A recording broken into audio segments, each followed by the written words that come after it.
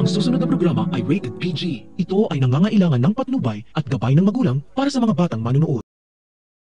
Tila nagpapahiwatig si Leilani na magpapaalam na siya sa kanyang anak na si Xavier dahil kailangan niya maging matapang para wakasan na ang kasamaan ni Divina.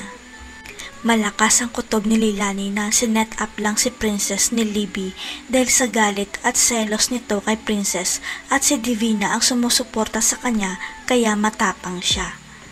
Hindi na papayag si Leilani na takutin pa siya ni Divina kaya gagawa siya ng paraan para maabsuelto sa kasong kidnapping si Princess at makasama na nito ang tatay niya.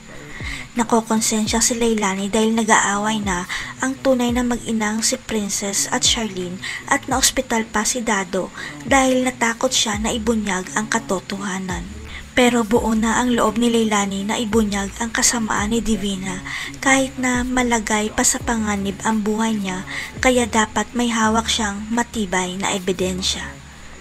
Hanggang sa makakita ng pagkakataon si Leilani dahil narinig niya ang usapan ni Divina at ng pinsan nito tungkol sa planong nilang pag-set up kay Princess sa kidnapping.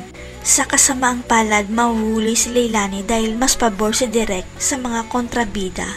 Pero ang hindi nila alam na ipadala na pala ni Leilani ang video kay Attorney Adrian.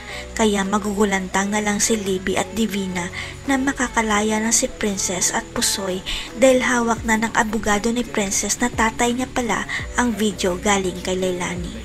Magpapaalam na kaya si Leilani dahil patatahimikin na siya ni Divina. Mawawala na rin kaya si Dado kaya si Adrian na mag-aalaga kay Princess. Abangan.